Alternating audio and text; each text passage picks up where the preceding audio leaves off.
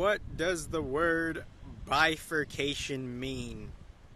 According to Google, the division of something into two branches to make two new parts, something of that accord. So within newly understanding that, we could then kind of grasp that bifurcation and how it could come about. It could come about in different ways, or it could be looked at from different angles, obviously. So the bifurcation of this transit, we're seeing the two different halves of the astrological new year. And the astrological new year, the sun is at the end of the first half and the moon is at the beginning of the second half. So I've spoken on bifurcation about like just in a way different way, but I'm seeing bifurcation in a different way where we're kind of caught between different seasonal temperaments, and the celestial objects in those seasonal temperaments, they're impacting the planet and the individuals. And the moon is the nearby vicinity of how we respond, review, and quote-unquote human harvest things. So the moon is kind of like our human body is reviewing what is good for us, where we could fulfill our needs within how energy is produced within the society and the astrological transits, the moon being the carrier for that. The moon being in Libra, the moon being in a particular gate, most respectively the well. What is the well? It's the creation of the gods and their fucking timeline, most respectively, and somehow within their chaos and order there is sophistication, and there has been like unique contexts of the heirs being passed into particular type of legislationships to like what ordains a certain part of the solar system on an elemental way beyond the human mind. So within that, it's like the moon is in Libra, it's feeling into this is like the creation of the gods respectively, the well, and it has been passed down to a very particular heir within a certain temperament within the collective earth.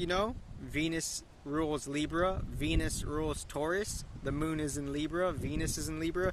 So Libra, without the individual, the Libra suns, we're just responding and we're just receiving the seasonal temperament more so than the constellation itself, because the constellation could host all the planets, right? So if the constellation could host all the planets, the constellation is different from the individual, most respectively. And what the constellation of Libra does, low key, it's kind of low key like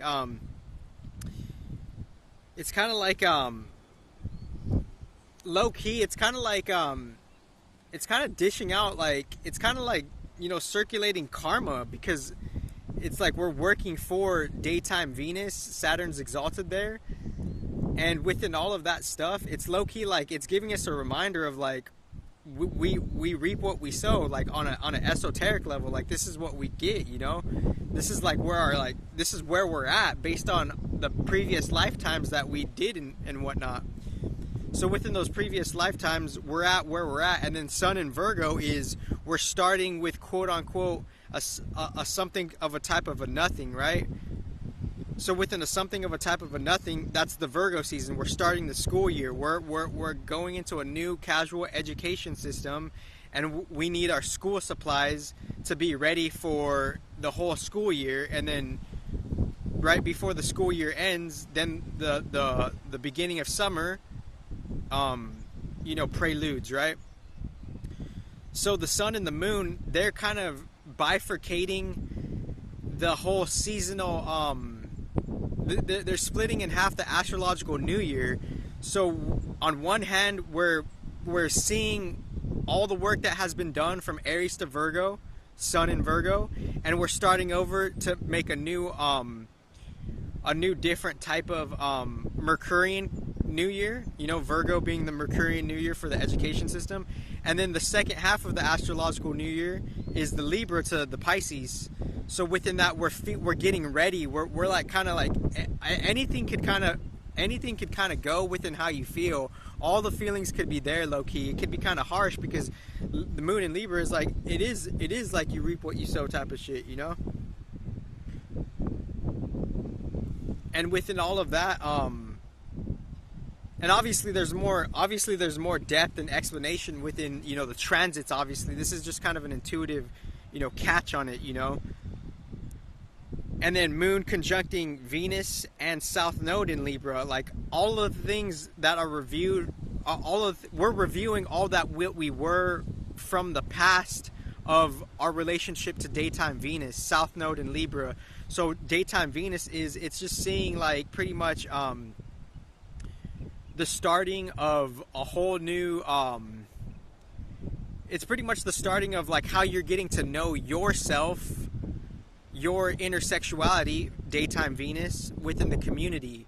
So you're exploring your new self within the community, and it could be all quote unquote all over the place because your relationship to the bigger picture that could be quote unquote, you know, erratic, end quote. So within all of that being said, the moon, Venus, and South Node in Libra, that's our daytime Venus, our daytime growing innocent sexuality to just the collective Libra, and all of us have relationships obviously through the collective signs, obviously. So within all of that being said, I'm just focusing on like the sun and the moon casually. And let me check the battery, please, because obviously the battery's like, oh, 1%. Goodbye.